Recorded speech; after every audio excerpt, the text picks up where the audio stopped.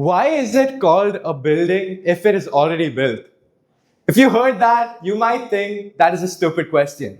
But let's be honest, haven't we all asked stupid questions? I remember being in fourth grade and being absolutely stumped by something my science teacher was saying. Seeing the look on my face, she asked the class, "Guys, don't be afraid to ask doubts. There is no such thing as a bad question." Back then, I was quite nervous to speak out.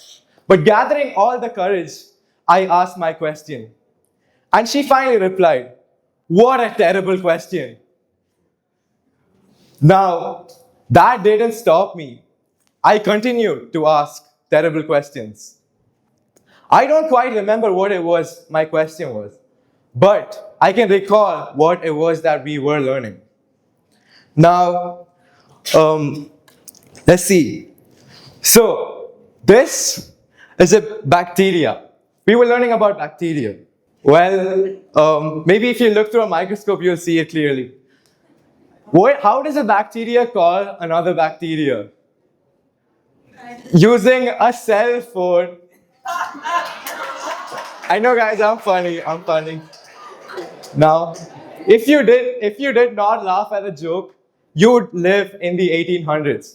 Because in the early 19th century, people believed that diseases were transmitted by bad air. The theory was that rotting organic matter would emit this kind of aura that would convert the surrounding air into something called miasma, or harmful air. This was the miasma theory. Now, this might seem absurd to you, but then the people of the 19th century also thought some crazy stuff. They believed that inhaling food vapors would make someone obese.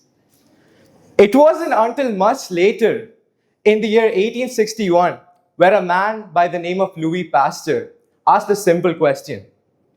What if it is not the air, but something inside it that is causing these diseases? Working on his hypothesis, he came up with the germ theory. The theory which states that it's germs that cause diseases and not the air. Now, all of this might lead you to think that the people of the 19th century were a bunch of fools. But note this, they knew about astronomy, about calculus, about math, the laws of motion and gravity. These were not ordinary people. They knew about a lot of science. It was just that this one specific question was not asked before. When you think about it, every major leap in human history began with a question. Because someone dared to ask a question which challenged what everyone else believed. The word question is derived from the Latin word query, which means to seek. And that is exactly what a question is. It is a moment of curiosity. It is a moment of reflection to know more about the unknown. If I take an apple from my pocket and drop it here, and I ask, why did this apple fall down, not sideways or to the sky?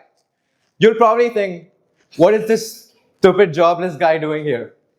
But around 360 years ago, Isaac Newton asked the same question. That question gave us the laws of gravity. Now, speaking of gravity, I was reading my physics textbook and I was wondering, there are so many cool discoveries and so many cool phenomena that were given rise due to curiosity. Now, unfortunately, I opened my physics textbook the day before the exam, so that was the least of my concern. Now, please don't go tell this to my physics teacher. She was so furious this morning that I couldn't even submit my lab record. And then, so what we see here. So questions, before I continue, can you all raise your hands if you have ever hesitated asking a question because you thought it was stupid? Yes, that is a very relatable scenario. Questions may seem foolish or unnecessary, but they are sparks of curiosity that help us reweave history and change what was existed to be thought to believe. This might seem intimidating to you, but that is the human skull in the center, followed by the skulls of our ancestors. That is the Homo erectus on the left and the Neanderthal skull on the right. Now, all three of these species were extremely smart. The Neanderthals could make tools.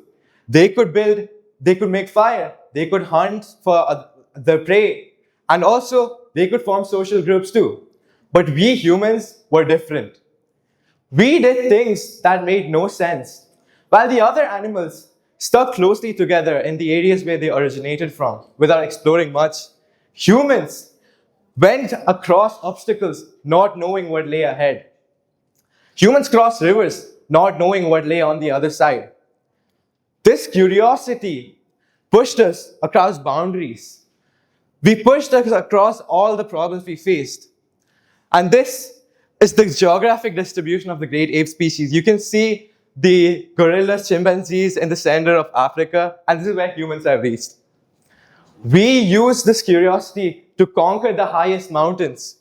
We split atoms, harnessing the power of nuclear fission. We sent people to the moon. Now, maybe it is all foolish and unnecessary. Maybe it's ridiculous. And what's the point? But note, only one of these skulls is not extinct today. So what do we owe these sparks of curiosity that refuse to leave us alone? What do we owe a question? Everything. Thank you.